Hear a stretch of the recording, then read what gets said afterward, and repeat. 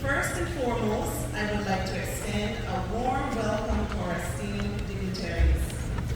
Ms. Lynette Monty, Acting Chief Officer for the Ministry of Education, Mr. Mark Wray, Director of Education Services, Mrs. Tammy Hopkins, Acting Director for the Department of Education Services, Mr. Nicholas Obi, Senior School Improvement Officer, Mrs. Janice Henley, Senior School Improvement Officer, Mr. Richard Wildman, Senior School Improvement Officer. We are deeply honored to have your presence and thank you for taking time to join us on this very special occasion. I would also like to extend a warm welcome to our specially invited guests, educators, parents, guardians, teachers, students, and friends of Prospect Primary School.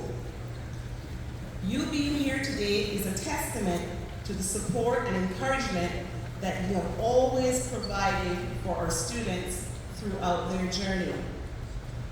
As we proceed with the ceremony, let us celebrate the incredible achievements of our students as they conclude this important chapter of their educational journey.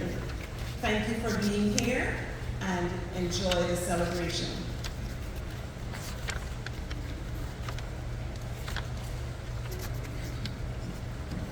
Harris and Drake Manderson, who are our MCs for this morning, to the podium.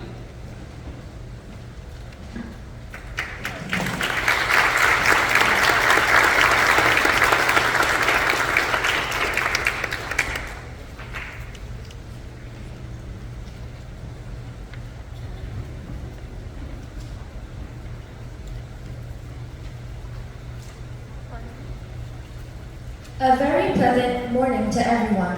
I am Tamelia Harris. Good morning, everyone. I am Drake Manderson, and we are your MCs. We now invite Torianne Smith, Victoria King, and Sage Bush to share the reading of the scriptures.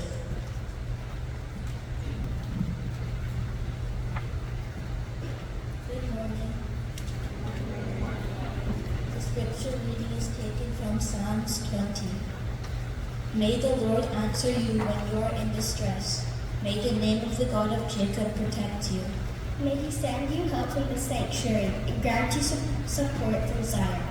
May he remember all your sacrifices and accept your burnt offerings. May he give you the desire of your heart and make all your plans succeed. May we shout for joy over your victory and lift up our banners in the name of our God. May the Lord grant all your requests.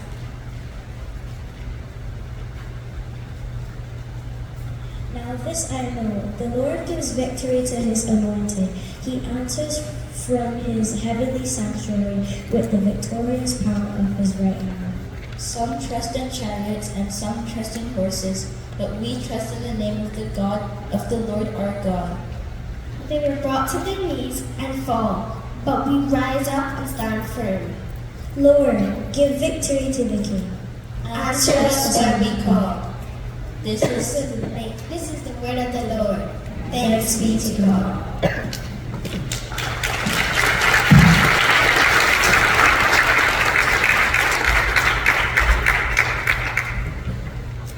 Words of inspiration.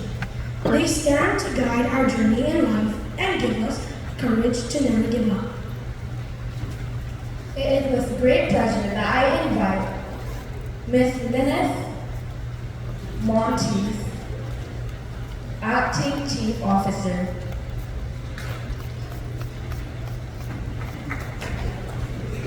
Surprise.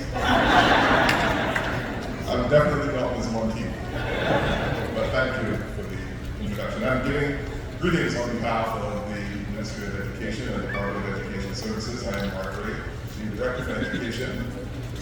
With the formal greetings already delivered, I do want to say good morning to each and every one of you, and a special welcome to the Honorable Superintendent, our Minister for Health and Wellness. Welcome, nice to have you. So, ladies and gentlemen, it really is a pleasure to be able to speak to you very briefly because I know you're not here to hear me talk.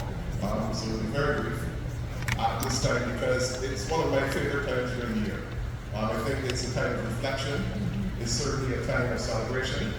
And importantly, the young people that are sitting behind us, or well, behind me in front of you, it's a time for them to move on to the next chapter. And they'll hear that often. You'll be hearing that a lot, young people. It's a new chapter, and it is. But I think importantly for us, as adults in the room who are charged with guiding them and giving them the direction that we believe they need, it's important for us to reflect a bit on where that next chapter is really going for them. I think it's important for us to recognize where we were at their age and what was happening in the world compared to what's happening now. And then to reflect, and some of you can identify with rotary dial phones, and some of you can identify with little cell phones that were probably as big as this. And now the power that the tools that they have at their hands and their fingertips is probably the equivalent of what would have encompassed this entire room when we were young, for some of you. I say that to say they have access to so much more information and so much faster than we ever could access it.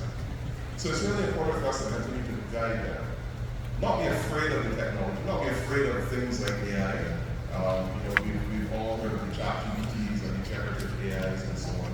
And I think sometimes we're a little bit nervous and scared to engage with those things. But importantly, those things aren't going anywhere. And if you think back to when we were going into high school and we had maybe scientific calculators, those of us at a certain age, when those were being introduced, there was fear around that as well. When the internet came around, Google, there was fear around that as well. But we learned how to operate those things with integrity. We learned how to triangulate information. And we have to do the same thing for these young people. So as I think on their next steps, I urge you to continue to be that support, continue to be the guide for them. To the young people, I'll turn to you because I'm going to speak to you now. Embrace what comes because you don't know. You'll hear this cliche as well a lot, that the jobs that you're going to engage with, some of them haven't been created as yet. Many people will say that, you'll hear it many times throughout your life. The reality is, it's very true. Right? Now there are jobs for people who write prompts for AI tools. Right? That's a job. When we were growing up, being a YouTuber or an influencer wasn't necessarily considered a job. That's a job. So there are things that you will do when it's time for you to work that aren't around us yet. Engage with those things. Don't be afraid of those things. But importantly, have integrity. Importantly, make sure that you can validate information. And importantly, make sure that you're kind. Because those things, irrespective of what is presented to you, will ensure that you can be treated and treat people in the way that is expected of a decent human being. What we want for you certainly is your success, but ultimately, we want you to be able to contribute to social, economic, and moral development of these areas. And in order to do that, you need to balance your academic success with being a good person.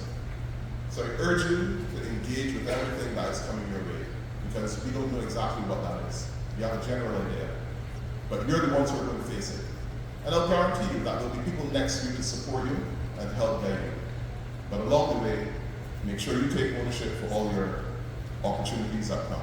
Make sure you take ownership for your learning, and make sure you take ownership for your development, because nothing is going to be handed to you. So I'm here to celebrate with you, and I want to say a big thank you for allowing me to give a few brief remarks. And at the end of the day, I hope that this ceremony will be just one landmark in a long, illustrious, not just academic, but professional life, and just generally your life as a person. So thank you all, and I appreciate your time.